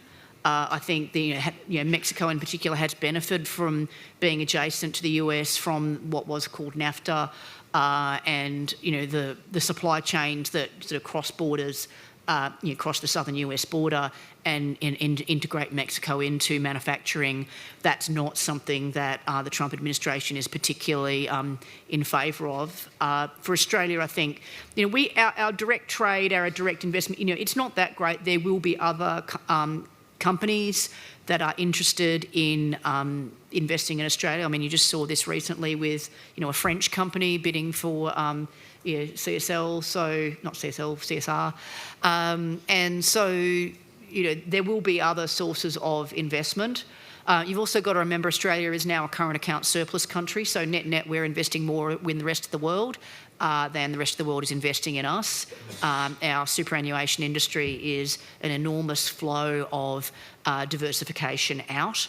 And so in that respect, it's not something I worry about too much in terms of, oh goodness, what if Trump gets in and so suddenly there's less investment. I mean, Trump will not be able to force US companies to not invest in Australia. It really just depends on what the value proposition of that project might be, and to the extent that we have minerals that are important for the green transition, for a manufacturing upsurge. The sort of things that China has tried to lock up supply of. I don't imagine that we'll be particularly in the crosshairs of a Trump policy, because those are decisions that are made by firms on the basis of the value proposition of that project. I'll just take some questions from the floor now. I can see some coming in. Thank you for everyone that has submitted them. I'll put this one to you, Jared. In the view of the current critical importance of policy development for industrial sector decarbonisation, this is from the person that has submitted the question. I've been surprised to hear no mention so far of the bio-based economy. What vision do the speakers have for the role of Australian agriculture in a petroleum-free net zero industrial future? And I suppose it also touches on the point that Lucy made there about decarbonisation. Yeah, I mean, I think for Australian agriculture, if we were going to go down that route in our net zero transition towards biodiesels and biofuels, then it provides another market opportunity for our crop growers, really, and our oilseeds and the like. And I think that's really where it lands. Like it's not going to influence so much the metric around what Australia's agricultural emissions are, but it will change potentially, as we've seen in the US and other markets where there are quite significant biofuel markets. It does change that dynamic around your number of options and the price dynamic as well in commodity markets. So I think for us, it's really, as in a way, as Lucy said, it's all about policies. Policies matter, and the directions that take, and the sector will respond to those incentives as they go through, is what I would say. Yeah. Marion, I'll put this question to you, noting that you probably would like to have a sleep, so we might let you go after this one. But Marion, which markets over the next few years... Oh, I've lost the question. We might have to wait for Marion until I read the question. Which markets over the next few years will Australian exporters be suited to?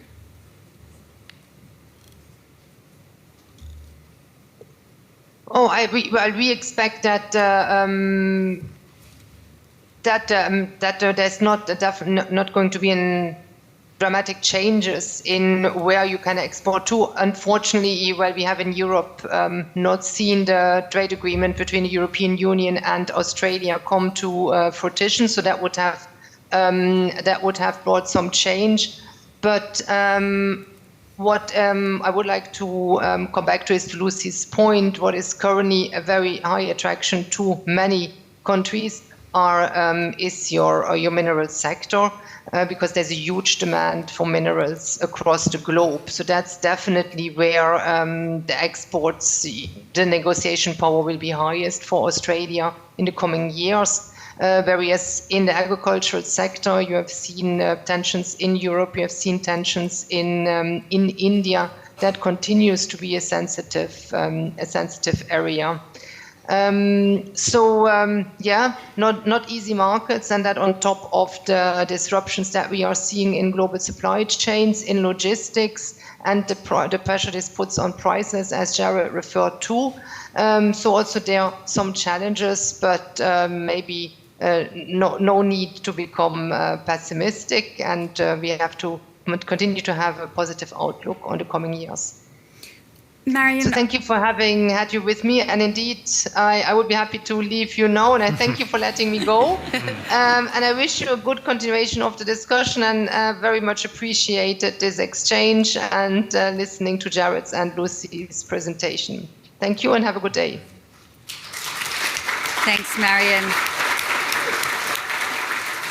Jared, a question for you. You mentioned that we are seeing the terms of trade and agriculture decline again. Can you tell us a bit more about what this is and what it means for the sector? Yeah, so the terms of trade is a bit like the Australian economy one, but it's a measure of the ratio of the prices farmers receive for their products to the costs or the prices that they're paying for inputs. And we have had a period, particularly during that significant kind of uptick in agricultural production, where we were having both rising prices and while input prices were rising, at the same time we were widening that gap. So prices on the output side were going up faster than what we're seeing in inputs. But since around 2020, it's gone back the other way. And we're seeing that softening of international prices, but also a fairly sticky and relatively high input bundle. And so that's had a number of pressures across the sector, and we see it play out differently. And I think horticulture at the moment is one which is particularly facing some of those margin squeezes, where we're seeing that persistently kind of high input prices, and that's affecting profitability across the sector. I think that will have, if it sticks around, and we've seen periods in the past where it's stuck around, it does lead to changes in our composition of our farming sector. We would expect there to be some consolidation and some shifts potentially between different sectors as we respond to those dynamics, and they'll start to play out if we keep it around, and of course unless productivity starts to return, and that is really the key way to deal with it, because while you might have high input prices, you're using less of them to produce any given unit of output, and that helps kind of square that circle, so to speak. A bit of a follow-up question to that one. We've seen livestock prices be particularly volatile at the moment. Do you predict any changes there? And also, what sectors do you see as a standout? Yeah, so we're expecting livestock prices to improve into next year, and they've already seen some of that at the back half of, well, really since they hit that low in October. I guess our forecasts are predicated on that shift towards more average seasonal conditions as we go into next year, and so that will stop that destocking and promote a little bit of restocking on farms, which will help lift the sale yard price. We're still expected a fairly significant amount of turn-off and production, just because there's a significant herd and flock size at the moment compared to the last few years. So that should see good, but still below, I guess, the 10-year average levels of livestock prices. On terms of the standouts, and this might sound a little bit odd compared to my last comment, but one of the key growth sectors that we've seen in agriculture recently has been the horticulture sector. It's been growing both in its exports and its overall sector size. And we're seeing really, I guess, some investments come online across a number of the nuts and the like, which have seen that sector start to really take off. And part of the pressure that potentially the industry is facing is that we've got now an increase in supply, but not everywhere do we have export markets. And so there's not always a place for that to go. But it is still a growth sector. And as we look across the medium term, we've also got livestock that seems to be building up. And if we continue on that, better conditions rather than worse conditions, we'd expect the herd and flock to continue to grow.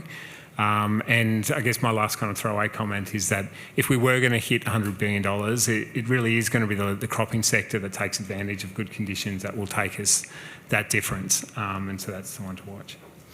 Lucy, a question for you. Unsurprisingly, there's a lot of interest from the delegates about the inflation rate. How do we fix that rate? And you spoke about the employment rate, but could you touch on more specifically the participation rate? Sure. Okay, well, starting with inflation, I mean, inflation has come down a lot from, I mean, the headline figures from 7.8 at the end of 2022 to 4.1 over the year to 2023. And we expect it to come down into, come down into the threes over the course of this year and be in the high twos by the end of next year. So that's what the RBA is trying to achieve as well, somewhere between 2 and 3%. So it is unwinding and policy's working, although, how much of that's monetary and how much of that's fiscal policy remains to be seen. And some of it was just the unwind of some of those pandemic ripple effects, particularly on goods prices. Effectively, firms' costs have been increasing. While demand was still being supported by fiscal and monetary policy, they were able to pass those on in full. When we talk to our customers now, our big corporate customers, they're saying they're finding it harder and harder to pass on price increases. Consumers are getting squeezed and they're just, they're trading down to cheaper brands, they're buying less often, they're just, it's getting harder to actually pass on cost increases into prices. Firms are learning from that, they're adapting, they're trying to find ways not to pass on those cost increases, including allowing their margins to compress, but also, hospitality firms re-rostering and things like that, so that they're reaping productivity gains in order to absorb those cost increases. So we see the fruits of that right through, whether you look at business surveys, whether you talk to firms directly, or whether you look at the ABS numbers. Inflation is coming down. It's just it needs to come down fast enough that people don't get used to high inflation and therefore it gets entrenched, and that makes it a much harder job for the RBA to get inflation back to target. So, that one is underway. It's a work in progress, but it is an issue that is well on its way to solution. In terms of the participation rate, as I said in my presentation, Australia and a number of other economies are seeing a trend increase in participation, in some ways because of the ageing of the population, more older people still working, fewer women withdrawing from the labour force because they're being expected to solely look after small children rather than do both. So increased flexibility, changing social attitudes, smaller families are all contributing to that. And Australia is not alone. Countries like Japan and Germany, which used to be thought of as being quite low female participation, you've seen very big increases in participation in those countries over the past 25 years. The US is a bit of an outlier in that. In the US, they kind of had that transition already. Their life expectancy isn't going in the right direction. And so what you're seeing in the US is actually every downturn, participation comes down and it sort of never really comes back, or very slowly. Similarly, the UK, a lot of people who are out of the workforce now due to long-term ill health. Something seems to have been an issue around COVID, or maybe just with Brexit, a lot of the young healthy people left because they were Europeans. So not all countries have had the same experience, but in Australia we've just had this very strong increase in labour supply. When I heard people talk about labour shortages, I just didn't quite know what they meant, because we had more labour supply both in terms of the number of people in the workforce as a share of the working age population, which is what the participation rate is, and also the hours they were offering.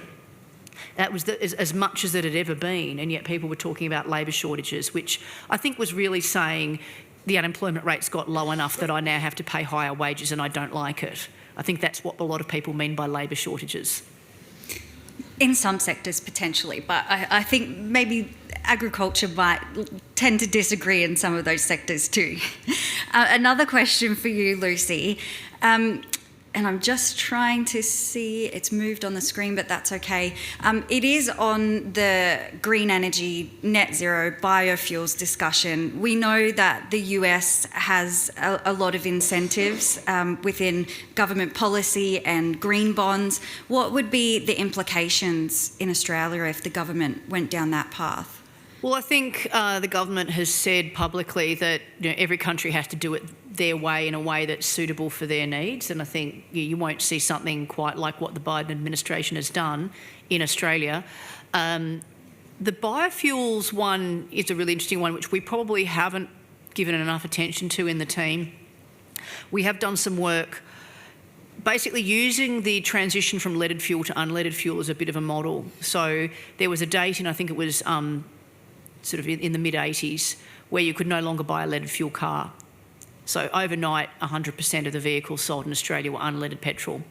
And it still took 20 years for the vehicle stock to roll over to be, to no longer have, well, there were still some leaded petrol vehicles, but I think they were the ones with LPG conversions. And you contrast that, at the moment we do not have 100% of sales being hybrids and EVs. It's far from it, and in fact it's sort of dropped down a little bit. The cost factor is a factor for a lot of people in terms of buying EVs. I mean, some of those EVs are really nice cars, but I'm not paying that much for them. A lot of people, and then there are everyone's got a story about just yesterday a counterpart was telling me about the time they rescued someone who had hired a car to drive out into the country and hadn't realised it was an EV and ran out of battery. And they had to rescue. So, we're not yet, particularly for a country with Australia's geography, we don't yet have the charging infrastructure, we don't yet have the range on the vehicles for it to be viable to go 100% EV new sales. We're nowhere near that. But even if you imagine, suppose we got 100% EV of new sales in 5 years' time. So you just run a simulation, assume, that the share of EVs in total vehicle sales goes up. And then, use the usual sort of, depreciation rate and, scrapping rate on the vehicle stock. It's still going to take 20 years to have a fully EV system. And so I'm now starting to think, well, instead of just E10, maybe we need to start thinking about E100 because it's not going to be, it's not going to be viable. We're not going to get a fully EV fleet in 5 years' time. It's just not going to happen. Stocks and one of the other big themes I always remind everyone of is stocks and flows. Keep them straight in your mind, and you'll learn. You'll be ahead of the game. The stock of vehicles has got to turn over if you're going to reduce emissions. So maybe the answer is we've got to start using more biofuel and having a choice between E10 and E90 or something in our petrol pumps. And maybe that is part of the solution for the legacy stock, which is going to be around for another 20 years. I'll throw to you, Jared, because some of the resources companies are trialling biofuels in their operations. So I wonder, what is the opportunity for individual sectors? And just to preface it, I suppose, we know that the cane industry for a long time has been advocating for biofuel using the cane waste. Australia's not quite there in terms of the infrastructure or policy for that. What are the challenges there and the opportunity? Yeah, I mean, we can look at the biofuel dynamics as well in other countries where, they've tried biofuel mandates and so forth, and there's different varying ones across, Brazil, Indonesia, US and the like, and they do influence markets and behaviour. So in the US and Brazil, our sugar markets and corn markets are quite heavily influenced by them, and so they do provide another source of revenue and income, and then they flow through, and they more closely connect, what's happening in petroleum markets to what's happening in agricultural markets. So I think for our sector, I'm not sure that there's like a sudden increase in the volume of what we would produce, but it's really about where it goes. And we already know that we supply a number of our canola and exports and so forth into biofuel markets. We could be doing that at home under a different suite of policies. It might change some of those relative returns that we have between sectors.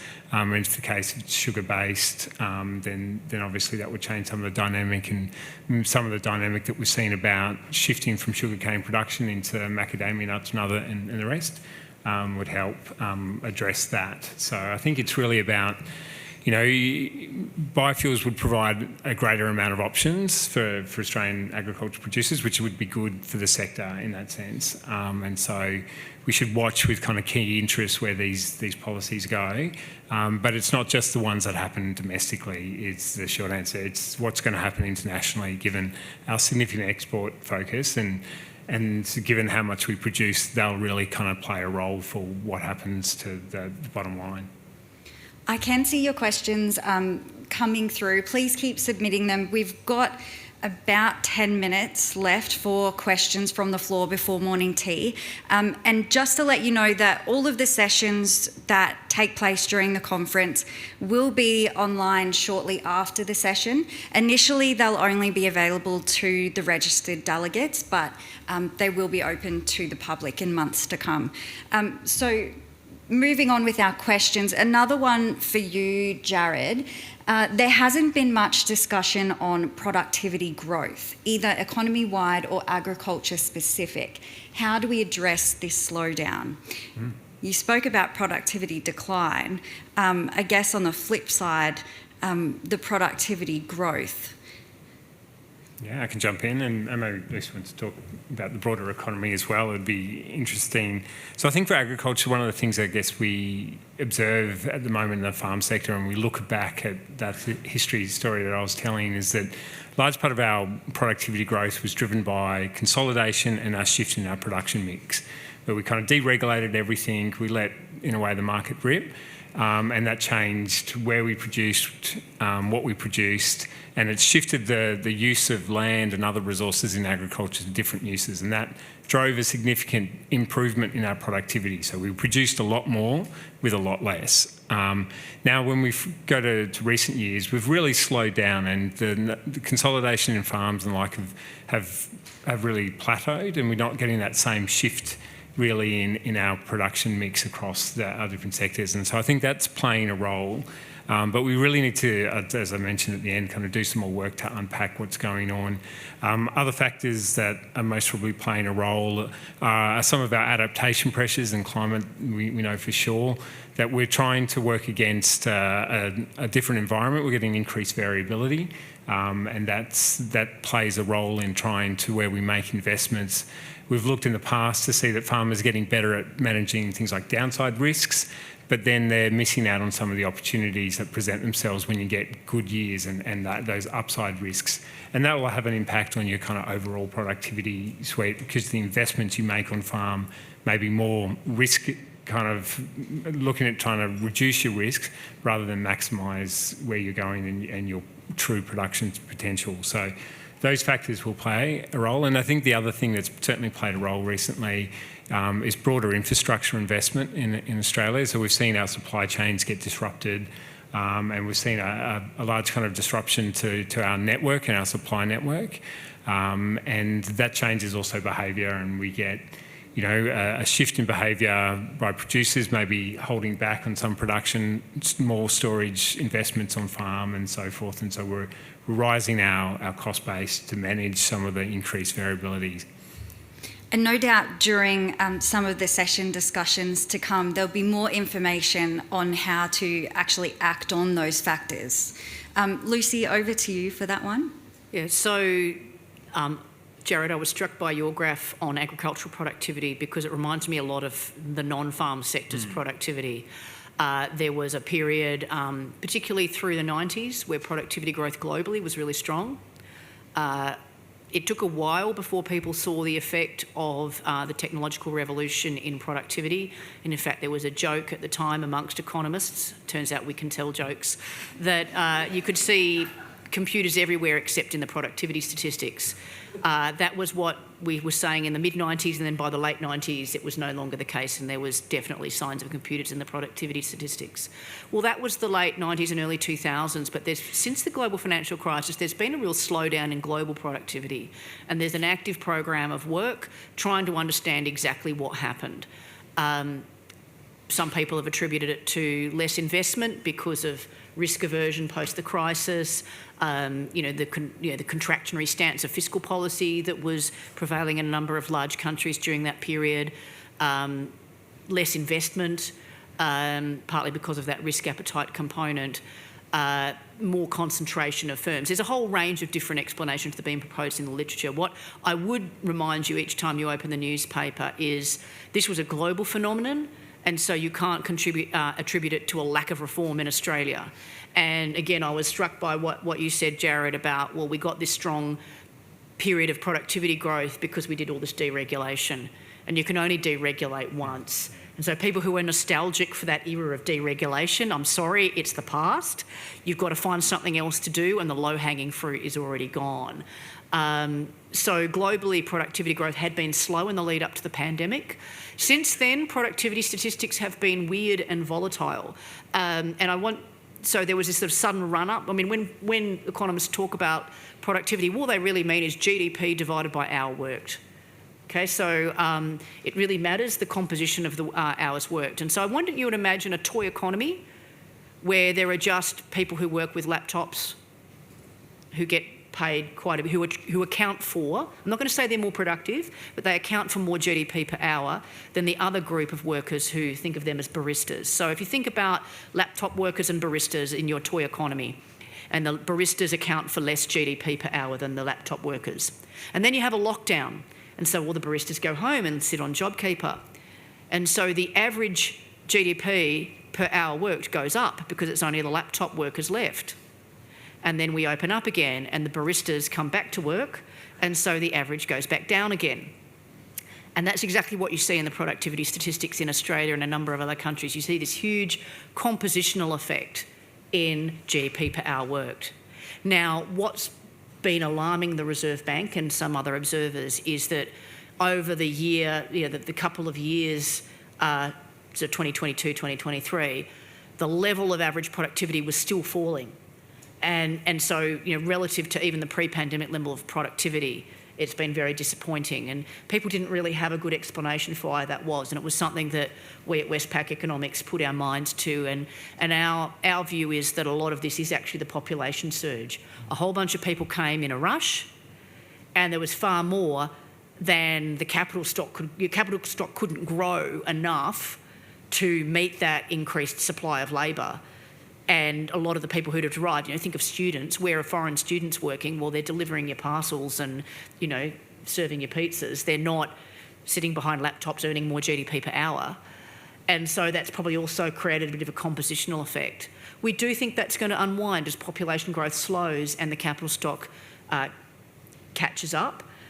But yeah, it's an unwind. It's a catch up and unwind. It's not necessarily, a sign of, moral degradation or a need for further reform. And I think it's important to keep a perspective on the very short run. The long run, I think, is a more global phenomenon. And a lot of people ask me about AI. What's going to happen? Is AI going to boost productivity? And I think the answer is maybe.